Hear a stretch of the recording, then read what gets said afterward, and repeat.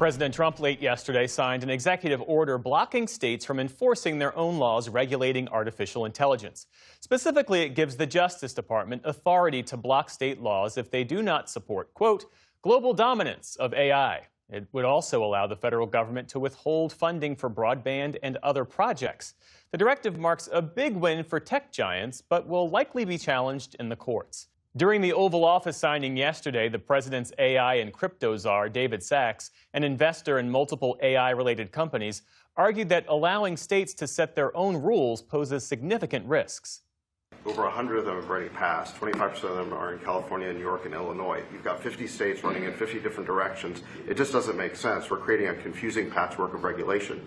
And what we need is a single federal standard. For more, we're joined by tech journalist Jacob Ward, founder of the Rip Current. Jacob, welcome back to the NewsHour. Thanks, Jeff. Great to be here. So President Trump in this executive order says he wants a minimally burdensome national standard. The White House argues that tech companies can't reasonably be expected to comply with potentially 50 different sets of state laws. Break down that argument for us. Well, the argument, right, has these two sides. One is that we need some sort of comprehensive federal regulation for there to be, as President Trump's executive order describes it, supremacy when it comes to the United States. There is some real rah-rah football team backer kind of language in this executive order that we need to win. It mentions adversaries, which of course means China. And so the argument here is that we need to streamline the development of this industry so that we can be the global winner on it. The other side of the argument, of course, is that the states have always been the laboratory of democracy. They are the place where we figure out what regulations work and what don't. And right now, more than 50, all 50 states plus Puerto Rico have passed an AI regulation of some form. You've got Colorado banning algorithmic discrimination. You've got Illinois trying to wipe out AI therapy. And so when it comes to the states' arguments, they say essentially, we need to figure out how to regulate this stuff. And the backdrop of all of this, right, Jeff, is that there is no federal regulation around this stuff at all. We're almost, we're 20 plus years into the social media revolution. We still don't have a data privacy law that touches that, much less anything that regulates AI whatsoever. There is some new legislation possibly coming up, but at the moment there's nothing there, so you can't really blame the states for feeling they have to get involved, and President Trump has now moved to try to get out in front of that.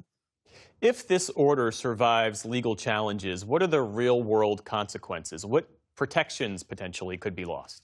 Well, you should sort of think of the promises, the marketing language of these companies almost in reverse. Let's say they get their way and these technologies make their way into every corner of our life. We know already that algorithmic systems are determining who gets a job, who gets a loan, who gets bail.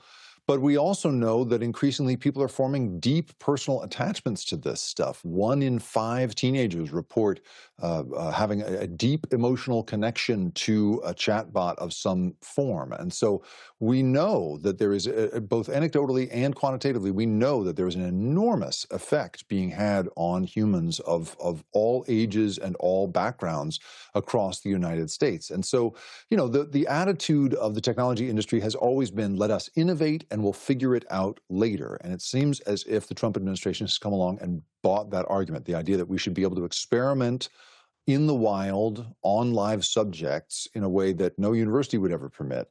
But as a result, of course, we are also the envy of the world when it comes to the creation of these foundational models. And it could be that keeping that dominance going will keep us on top as a superpower.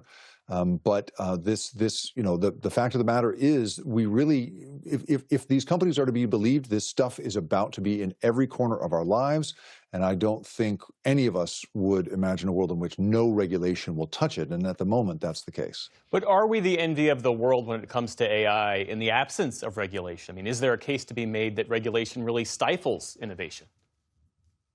Well, the adversary that the executive order mentions is, of course, China. And the argument that a lot of pro-industry folks make is that China only has a single regulatory body, and that is the federal government. There is no patchwork of state law in China. But the other thing to consider is that you have, a lot of regulations in China. China is not a wide open, Wild West style environment. You have to be able to show that your AI model, it has to show its work. It has to show that it is in compliance with communist teachings. CEOs are personally liable if their AI product is misused in some some way. So there is enormous, and I would argue under the Trump definition, very onerous regulation in China, and yet they are moving as fast as they are. I think the thing that we could say about this is that the need currently to comply with this long laundry list of various patchwork-style laws across the country really does create a advantage for big companies who can afford big compliance teams and a disadvantage for small startups who don't know how to do that. But increasingly in the age of AI, it's not that hard to come up with a checklist that satisfies all the state requirements. And if we see the White House swing the other way and the legislature, the Senate and the House swing the other way in the next few years, we could very easily see a set of federal regulations just as long as the laundry list we currently have from state law. I was going to ask you that because there is a role for Congress to play here, even though we know that Congress has abdicated so much of its authority to the executive. We mentioned that this is headed for the courts when these state attorneys general sue, when they challenge this executive order. On what grounds might they file these cases?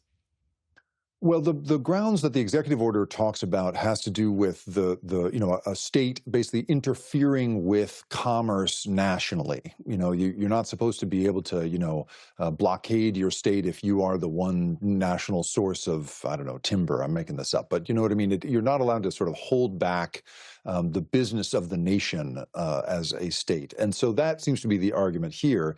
I think the other side of the argument is, well, you should probably, you need to safeguard our kids, our jobs, our industries against the encroachment of this technology and some of the damage that we've seen. And without any kind of federal regulation on that stuff, then you should leave us alone. And will probably be the state's argument here. What this I think does fundamentally is bring up a really big constitutional question that's been brewing for a long time, but it's about to get really white hot in this case. But the other thing I would also point out to you, Jeff, just as a piece of context, is this is not a thing the voters care about. Only big companies really care about this China question and about this regulation question. Big polls of every kind of adult voter show that the vast majority of them want regulation of AI and do not care if it slows it down. And so this is definitely not a voter response that we're seeing in this executive order. Jacob Ward, always great to speak with you, founder of the Rip Current. Thanks again for being with us. Thanks, Jeff.